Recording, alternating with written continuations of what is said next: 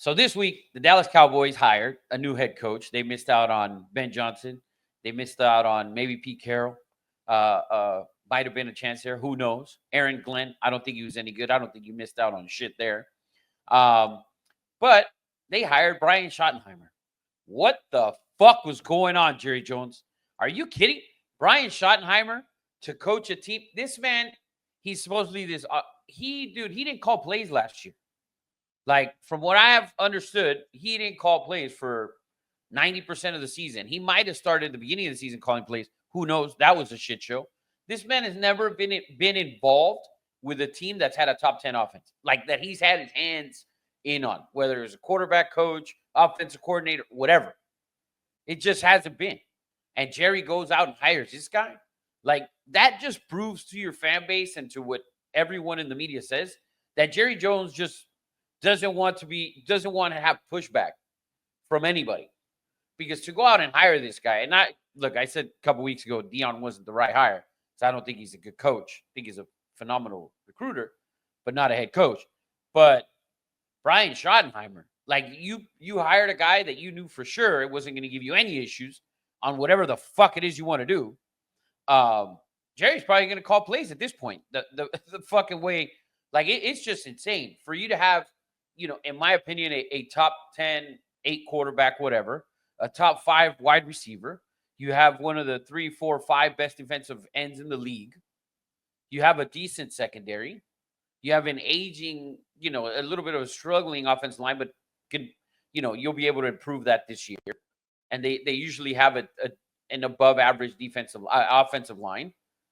I mean, the team is if you were to have been healthy this year for the most part, I think they're an 11-win team. And you're going to give a team with the keys to a team that, in my opinion, is an 11, 12-win team to a guy who's yet to prove anything. Realistic. And yes, I know, like, at the end of the day, you're running, there was thin what was left. But how about maybe even interview Spags after maybe this weekend, maybe if they get to the Super Bowl, whatever. I mean, I don't know. That would have been a great hire. I'm also, though, of the type where I think Spags is a career defensive coordinator. I mean, things change, but there's a few guys that I believe that they're that. And for me, he's one of them. But, I mean, maybe I'll tell you what, though, and I have that opinion of him that I think he's a career coordinator. I would have rather had him 1,000 times before I have Schottenheimer. And I know they may believe in Dallas that their best unit is the offense, which I believe that as well. So maybe that's where you wanted to go with your head coach. My best unit is offense. I'll go with head coach. But if your best unit was offense, why not go after Ben Johnson, which I'd been saying forever? And I said like 3 weeks ago, Ben Johnson would either end up with Dallas or Chicago. I really thought it was Dallas, but I knew he was never going to the Raiders because they don't have shit on offense. And so that was a good hire by the Bears. We'll see how he does. I think he's going to struggle just because he's a little bit too cocky with certain play calls. And you saw that in the Lions game, last weekend. I mean, you were down 10 in the fourth quarter with 7 minutes, and you ran a wide receiver pass. Ben Johnson, what the fuck were you doing? But anyways, back to the Cowboys, back to Brian Schottenheimer. I think it's a terrible hire. The roster is built, in my opinion, it's built, and you have a quarterback who's very capable of winning 11 or 12 games. I think they will do that next year for the most part. I think they will have 10 to 12. And then Jerry's going to look like a genius, and then they'll lose in the first round of the playoffs. And that'll be recurring for the next handful of years because I don't think this is a head coach that can take you to the next level as far as, and for the Cowboys, realistically, the next level for them isn't even the Super Bowl. It's the NFC title game. Right. Like, let's just get to that. Yeah. Like, let's get there. And then from there, but listen, if you're a Cowboys fan, and today is Sunday, December 26th, we got the Eagles and the Redskins here in about 3 hours, a little bit over 3 hours. You're a Cowboys fan, and you cried last year about Dan Quinn, how bad of a defensive coordinator he was, and yada, yada, yada. Guess who's in that NFC Championship game, Cowboys? The Redskins and the Eagles, the two most hated foes by Cowboy fans. The Redskins did something with a rookie quarterback and a head coach that you wanted no part of coordinating or coaching your defense. And they're in the NFC title game, a game that you have had trouble to even sniff for the last 20 plus years. And they're in it. I mean, Cowboy fans today have to really be hating the NFL. And most of them probably won't watch the Eagles and the Redskins because they don't even root for it. And if they're rooting, they're probably rooting for the Redskins.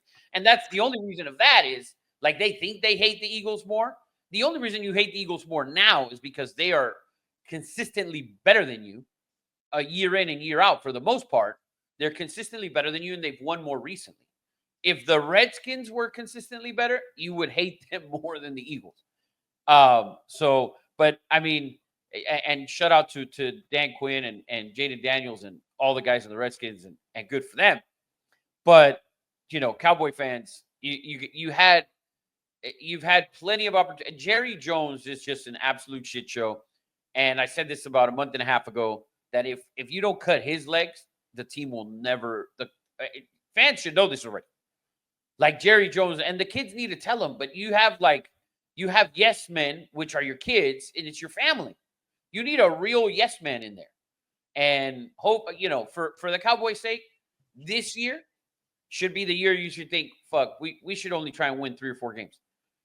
Really. Like, this is the year you only want to win 3 or 4 games, so then they can just fire Schottenheimer. Because Dak is not your problem. In my opinion, Dak's not your problem. He finished top 5 in everything last year. And he was, I think, second in MVP voting. This year he was hurt, and, they didn't look good right out the gate. Actually, after week 2. Week 1, they looked good. But that was against the Browns, obviously. So, but this is the year you want to go into the season and just say right out the gate, I don't want to do shit. This year, let's tank. That's what Cowboy fans should be thinking. So they can fucking fire this guy, and someone can actually, maybe one of the kids will actually fucking grow the pair of balls and tell dad, listen, you old senile fuck, start your own fucking radio show like by yourself, where you come in and you sit by yourself and you talk all the shit you want, not because the station's his, right? So just your own show, your own shit, and that's what you do. And let someone else run the team. Go out and because there's no excuse for America's team, which is either the most liked or the most hated. So it's definitely America's team in those aspects, for sure. But it's the biggest brand in the NFL. And for you to be this bad, it's like the same issue I have with the Raiders. There's such elite brands in the NFL. I'm talking about just the brand of the team. I'm not talking about the actual team, the actual players, no. But the Raiders, the Niners, the Steelers, the Cowboys, and now the Chiefs because of their recent history. But for the most part, kind of those 4 teams were kind of and Green Bay. And those were kind of those are the bigger organizations that are more recognizable around the world. And for you to be this bad, someone in there, like it's just year after year after year after year. Someone in there's got to be telling them, hey, Dad, like this is it. Let's go out and get this guy, because there's no reason that they shouldn't have the best GM in the league. Whoever the fuck that is, the best GM or one of the 5 best GMs in the league. There's no reason they should have one of the 3 or 4 or 5 best coaches in the league.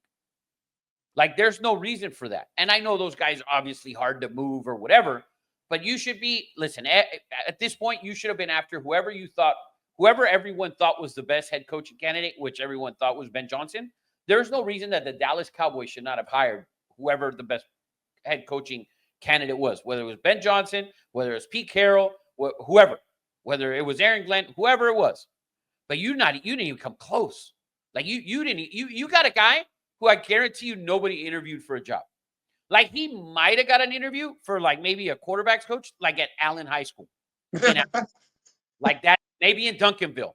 That was it. I don't even think then.